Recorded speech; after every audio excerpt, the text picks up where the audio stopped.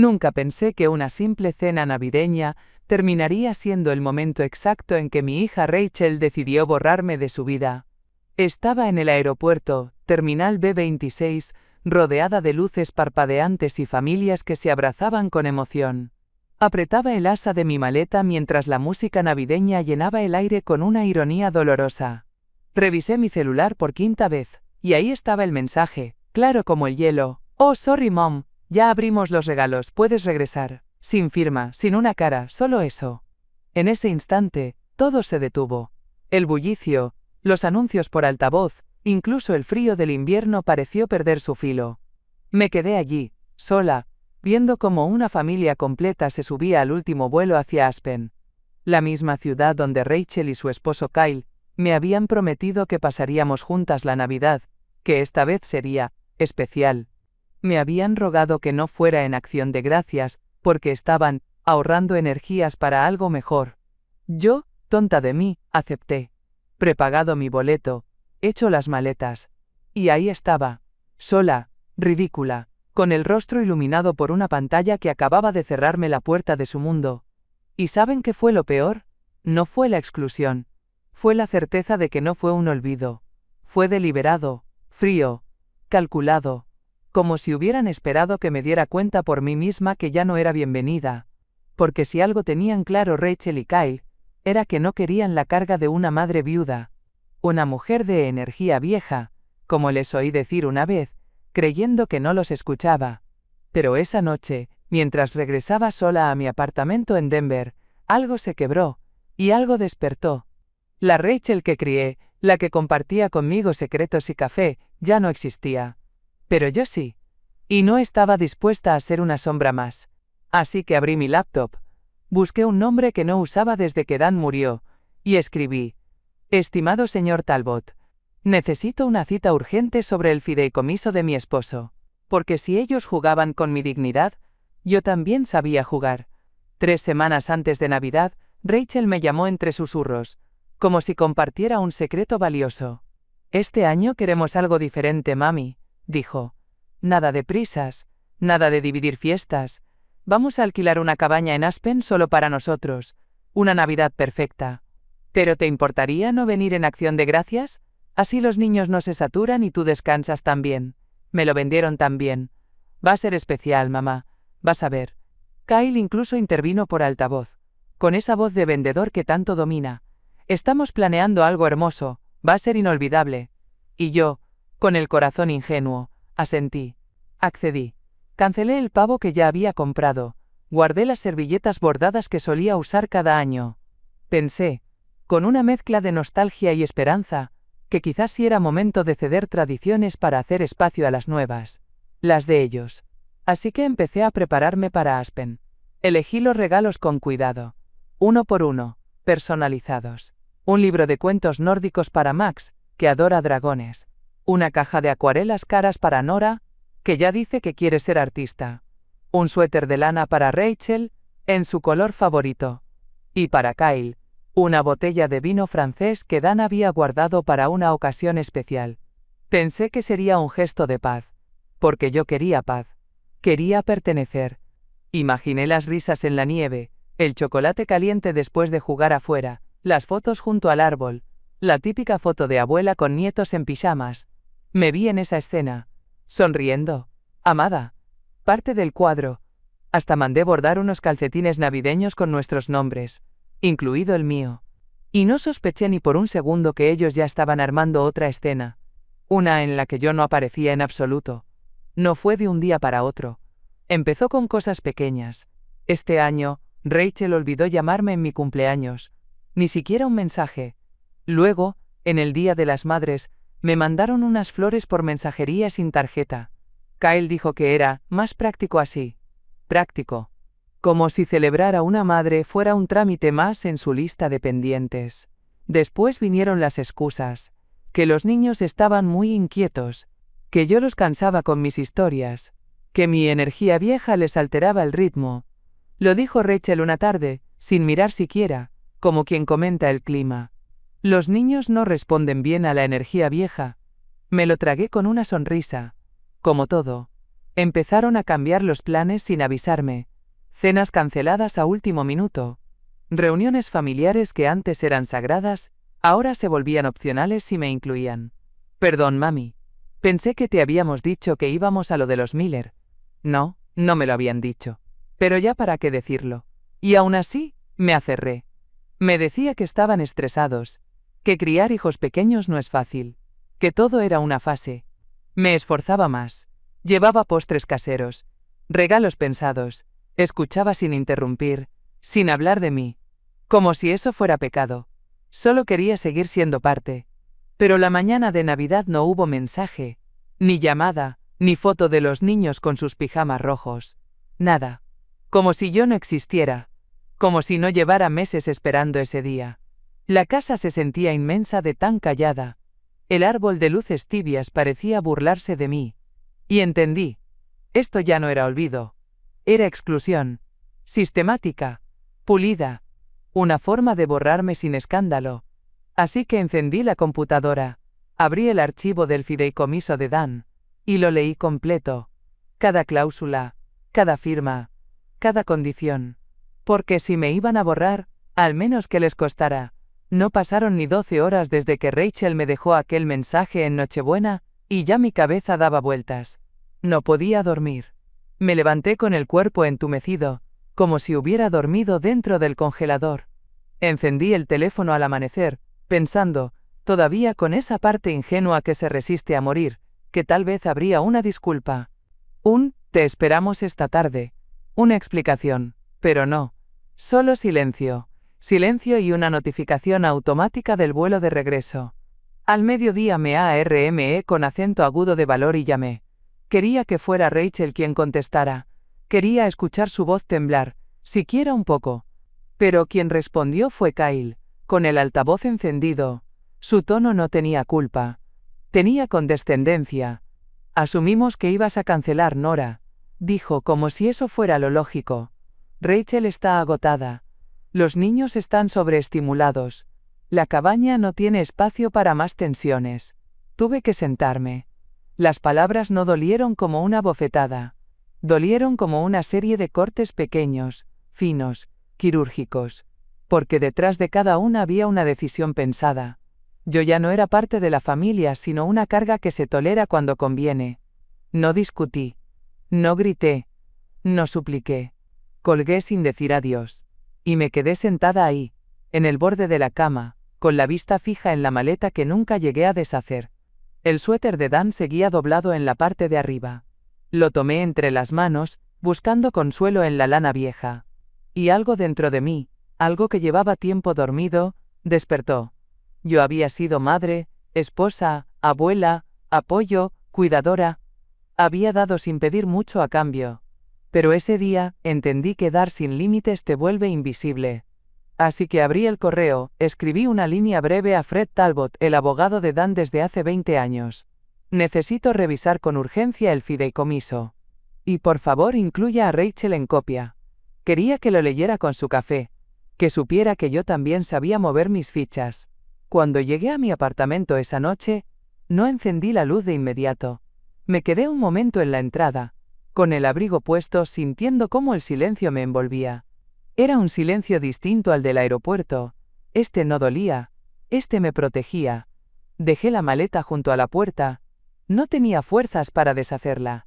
En lugar de eso, fui directo al estudio, donde Dan y yo solíamos revisar cuentas, seguros, papeles importantes.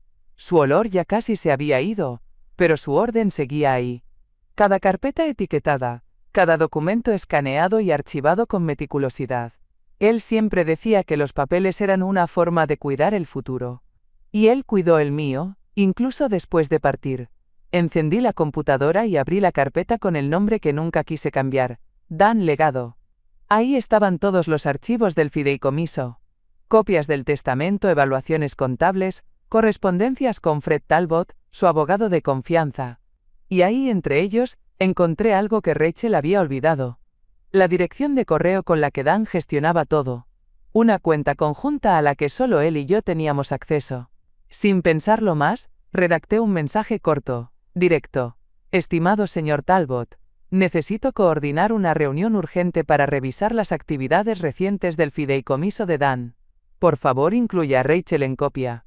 Respiré hondo antes de pulsar enviar. No hacía falta explicar más. La sola mención del fideicomiso bastaría para que Rachel se pusiera en alerta.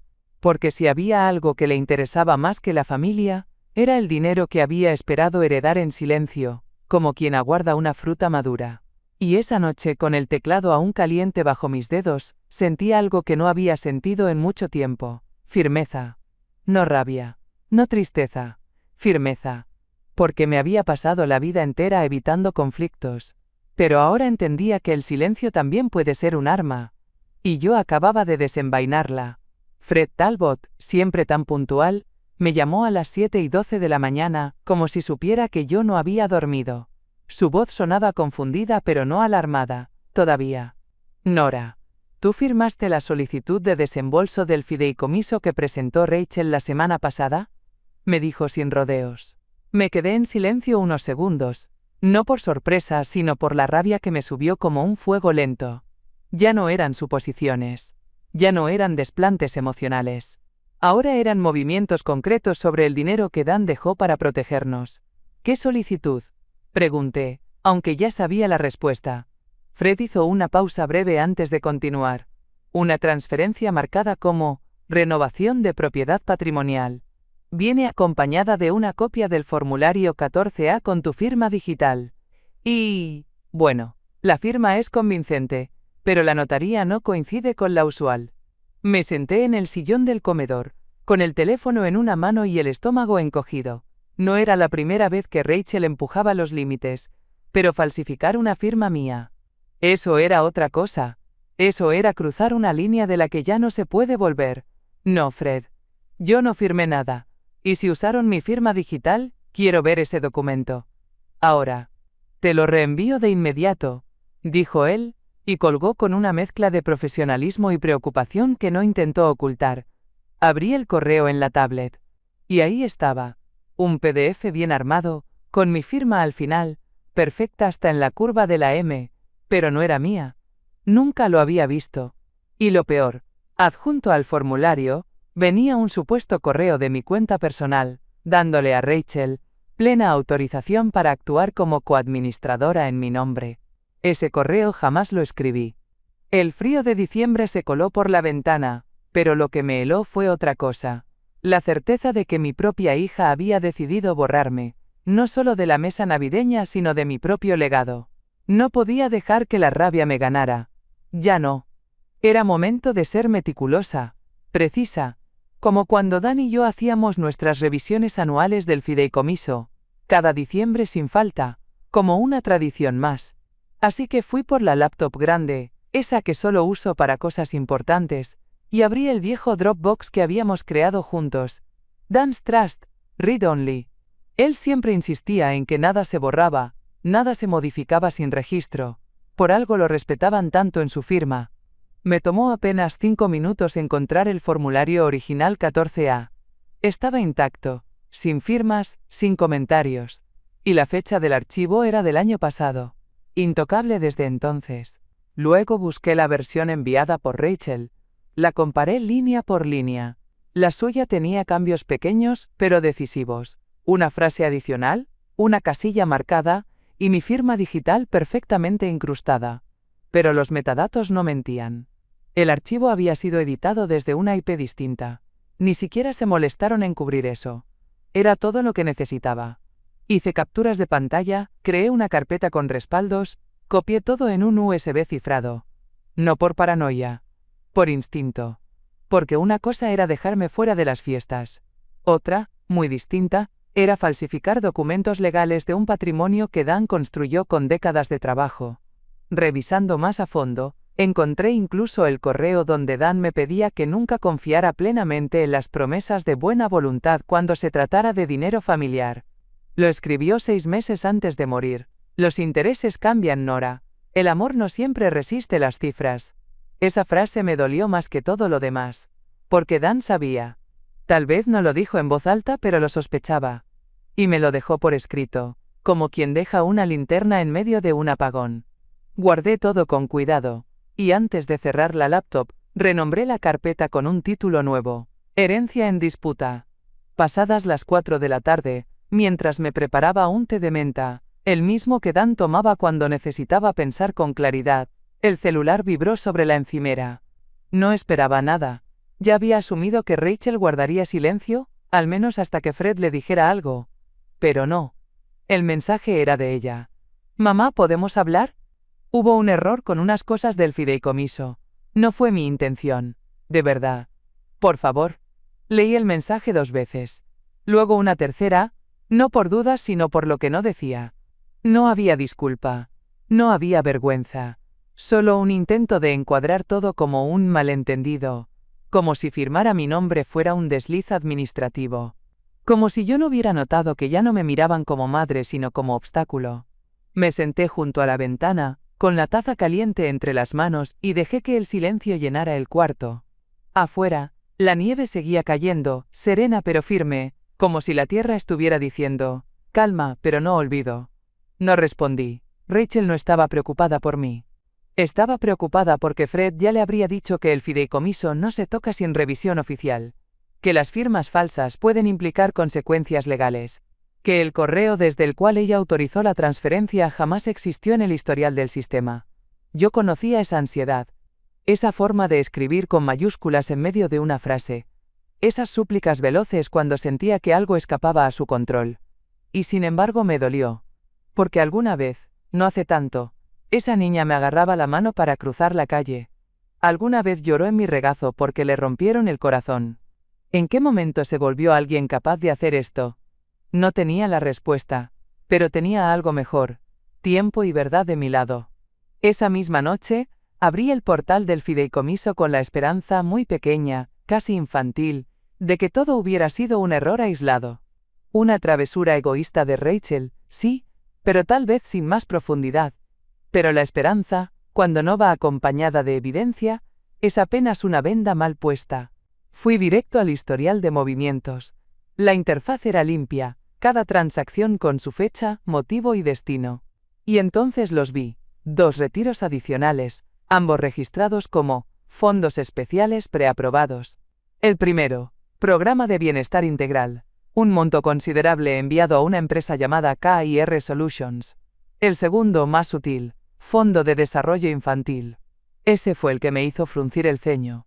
Porque no era dinero para un colegio ni para terapias, sino un depósito directo a una cuenta asociada a Kyle como consultor. Entré a la página de KIR Solutions y casi me río. Una firma de coaching ejecutivo y liderazgo emocional para familias modernas. Una fachada, pulida y vacía, que sonaba exactamente como Kyle hablaba cuando quería impresionar. Revisé los estatutos del fideicomiso. Claramente indicaban que cualquier fondo de apoyo debía ser aprobado por el fiduciario principal, es decir, yo. Y ahí estaba el problema. En esas transferencias, aparecía nuevamente mi supuesta firma. La misma trampa, repetida con la confianza de quien ya ha probado el sistema y cree que nadie está mirando. Me sentí asqueada, pero más que eso, decidida. Esto no era solo una traición emocional, era un robo en cámara lenta, ejecutado con sonrisas, correos amables y palabras vacías. Guardé cada comprobante. Organicé las capturas, los enlaces, las referencias cruzadas. Les gustaban los atajos, las fórmulas cómodas, los cuentos de bienestar. Pero se olvidaron de una cosa: yo fui contadora antes de ser madre. Y nada me irrita más que una mentira mal justificada. La llamada llegó al día siguiente, justo después de almorzar. Me sorprendió que Fred llamara 2 veces seguidas. Él no era hombre de insistencias.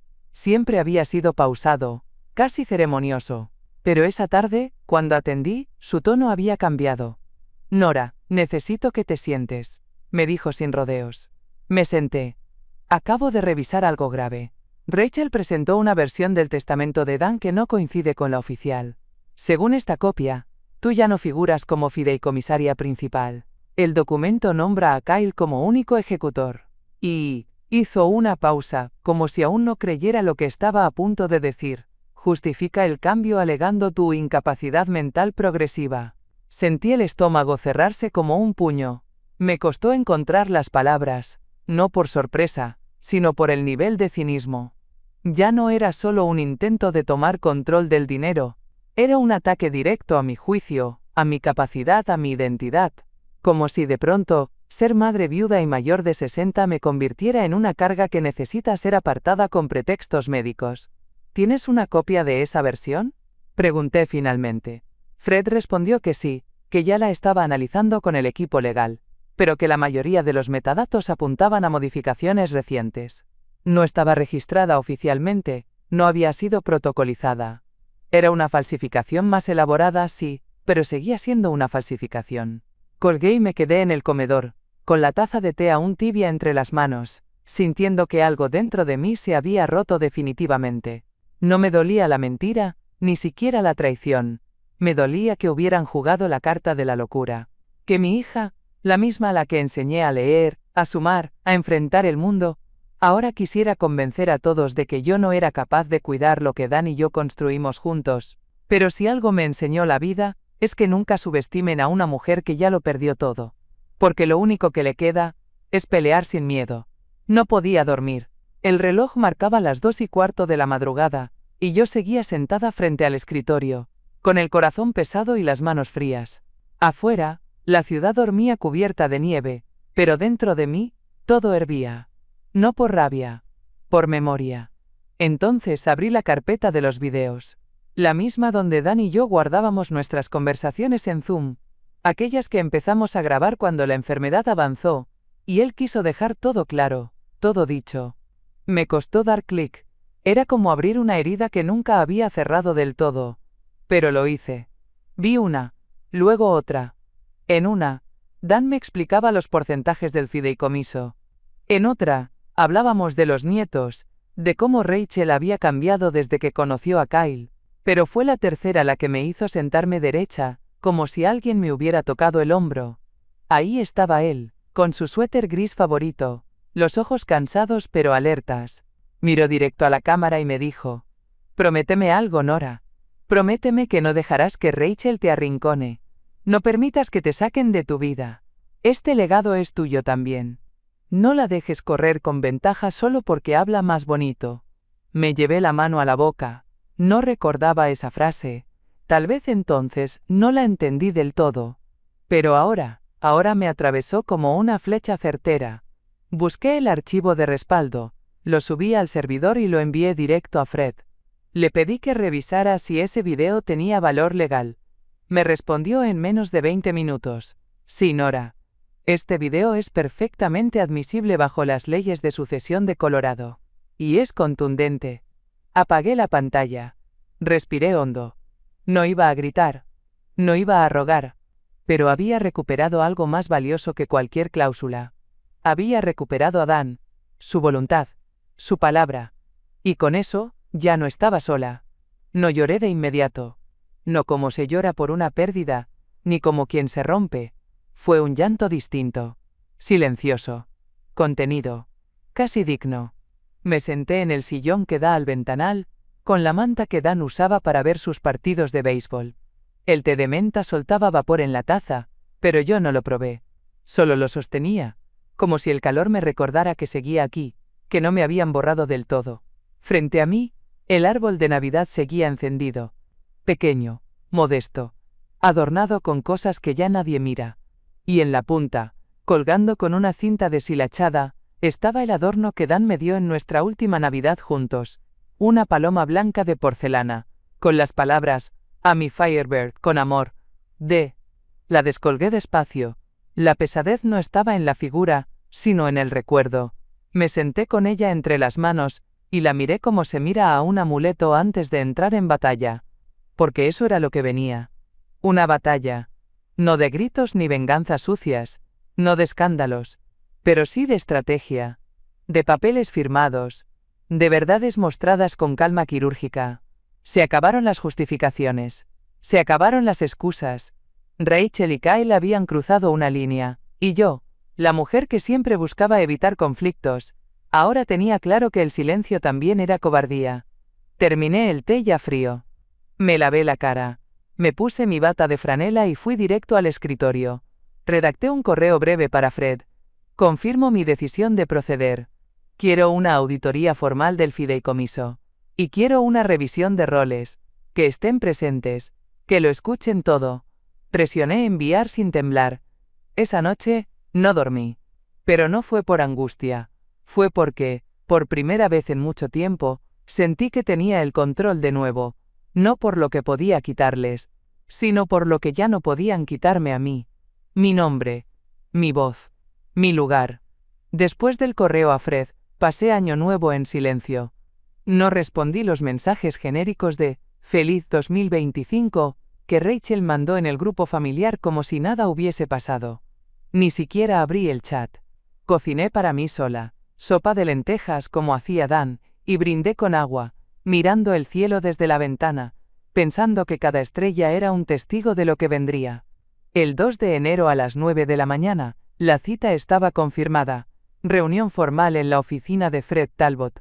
Revisión integral del fideicomiso. Solicité que Rachel y Kyle asistieran en persona. No más mensajes, no más filtros. Quería verles la cara cuando escucharan en voz alta lo que habían hecho.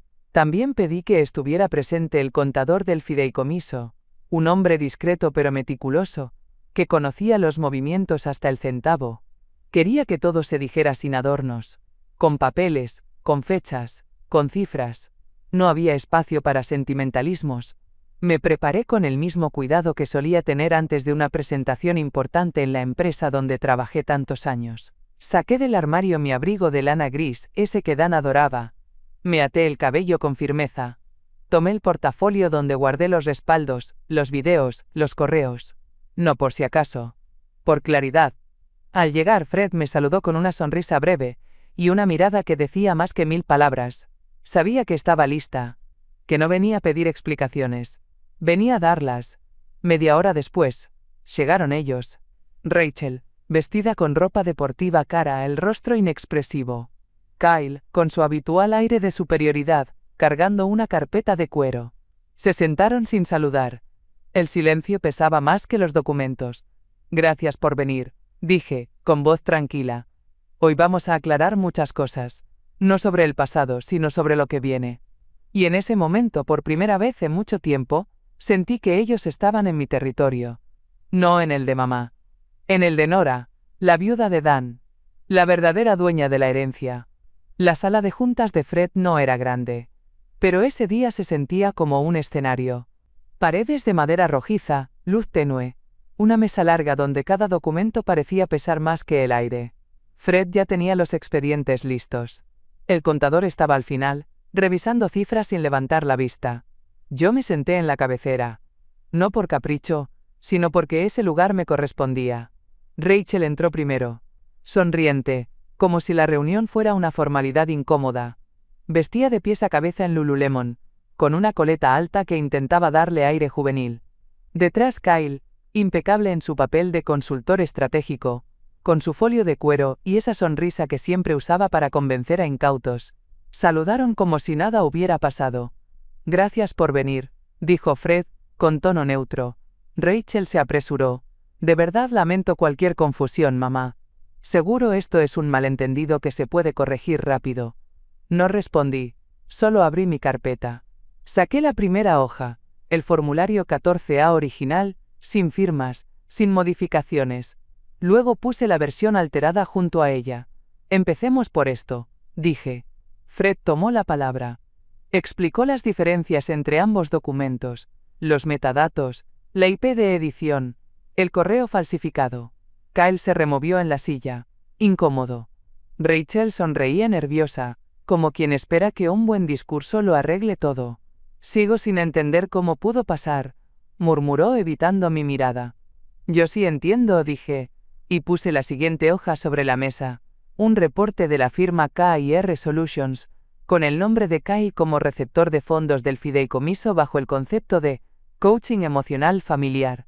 El contador intervino por primera vez. $12,000 facturados en 3 meses, sin comprobantes de servicio, sin contrato. Kyle tragó saliva. Rachel lo miró, ya sin sonrisa. No había gritos. No había dramatismo. Solo hechos. Y ellos, por primera vez, sin guión. Y aún faltaban las verdaderas joyas de la mañana. las mentiras legales, las acusaciones falsas. Yo solo estaba calentando. La siguiente carpeta que abrí tenía solo 3 documentos.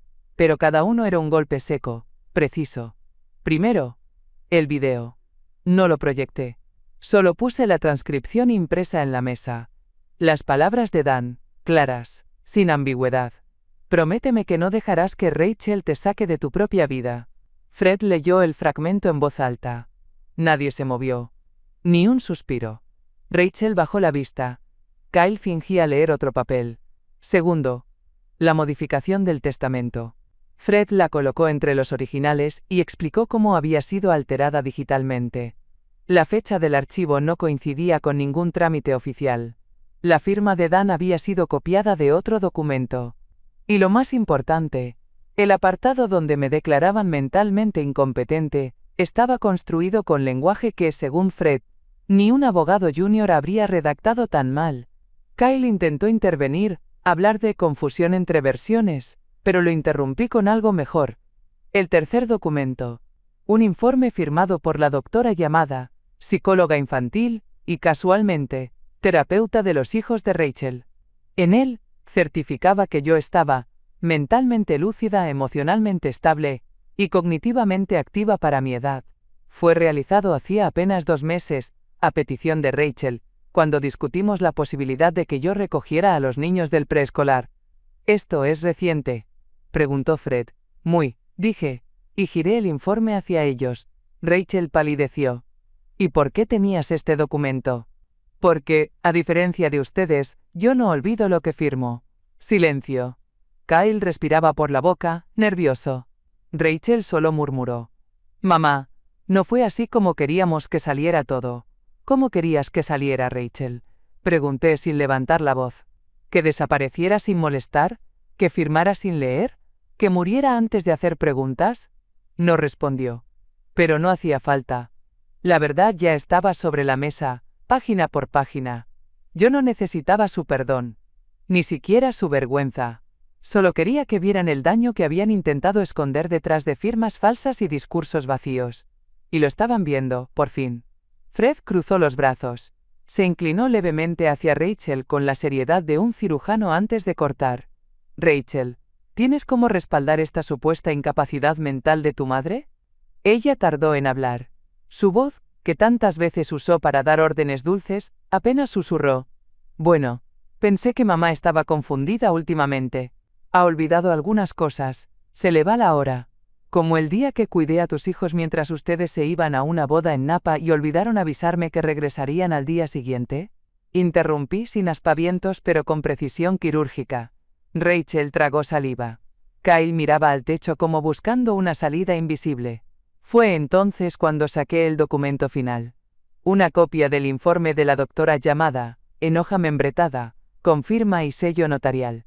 Fechado hacía apenas semanas. Lo deslicé sobre la mesa, despacio, y dije, diagnóstico, plena orientación espacio-temporal, excelente retención verbal, lógica intacta, traducción, estoy mejor que ustedes. Fred no lo miró 2 veces, ya lo había leído. Lo incluyó en el expediente sin decir palabra. Rachel se quedó paralizada. Ni una objeción. Ni una excusa. Solo una pausa larga que decía más que cualquier defensa. ¿Algo más que quieran decir antes de que esto pase a manos del tribunal testamentario? Preguntó Fred con una calma implacable. Fue Kyle quien explotó primero, con el tono agudo de quien sabe que ya no tiene control. Solo intentábamos proteger el legado. Esto no es justo. No, dije. Lo que no es justo es usar el nombre de Dan como coartada para vaciar lo que él construyó. Fred tomó nota. Cerró la carpeta con un clic seco, y dictó la decisión. Rachel queda formalmente removida como sucesora del fideicomiso. Se abre proceso por falsificación de documentos. Todo será presentado ante el tribunal en 10 días, y en ese instante, el suelo que creían tan firme bajo sus pies, se les abrió. Fred cerró la carpeta, se levantó con lentitud, como si acabara de firmar el final de una guerra sin sangre. Rachel seguía en silencio, mirando el borde de la mesa como si allí pudiera encontrar una salida que ya no existía.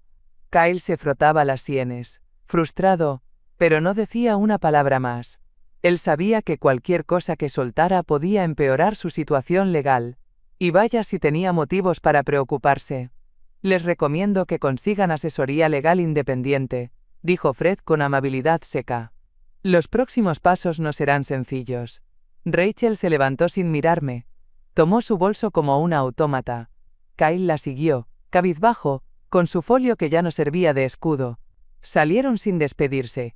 Y por primera vez desde que comenzó todo, no me dolió verlos irse. Al contrario, sentí un peso salir de mi espalda.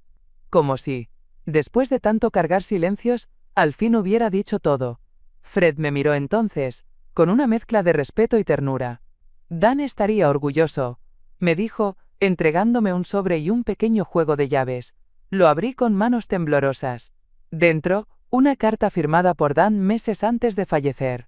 Un simple: si algo sale mal, estas llaves son tuyas. Confío en ti, Firebird. Y bajo la nota un croquis de la cabaña en Estes Park. Nuestra cabaña. La que Rachel había dicho que se había vendido en la reorganización del patrimonio. No está vendida, me confirmó Fred. Dan dejó instrucciones específicas. Solo tú tienes derecho a ese lugar. Me quedé sentada un momento más, acariciando el llavero de madera. Luego, sin decir nada, guardé todo en mi bolso, me puse el abrigo y salí. El aire afuera estaba frío, pero yo ardía de paz. El auto me llevó hasta la entrada de la cabaña al atardecer. La nieve crujía bajo mis botas mientras me acercaba con las llaves en la mano. El mismo portón de hierro, la misma lámpara oxidada junto a la puerta. Todo intacto. Como si Dan lo hubiera dejado así sabiendo que un día volvería. Abrí con calma. El aire olía a madera dormida. Adentro las cortinas seguían colgadas, los libros alineados en el estante, y sobre la chimenea, el gancho vacío donde colgábamos los adornos de Navidad. Saqué del bolso una pequeña caja de terciopelo. La paloma de porcelana estaba ahí dentro, perfecta. Rachel había dicho que se había perdido en la mudanza. Mentira. Fred la encontró guardada en una caja sin marcar, junto con otros objetos que Rachel consideró prescindibles. Colgué la paloma en su lugar. Luego encendí la chimenea, serví una copa de vino, y me senté en la mecedora que fue de Dan. No lloré. No por tristeza. Lloré porque lo logré. No destruí a nadie. No necesité escándalos. Solo verdades, orden y la fuerza callada que una mujer aprende cuando la vida le ha arrebatado tanto, que ya no tiene miedo de perder. Y si alguien pregunta dónde estoy, que no digan que me escondí. Digan que volví a donde siempre pertenecí, con nombre, con memoria. Y esta vez, sola, pero en paz.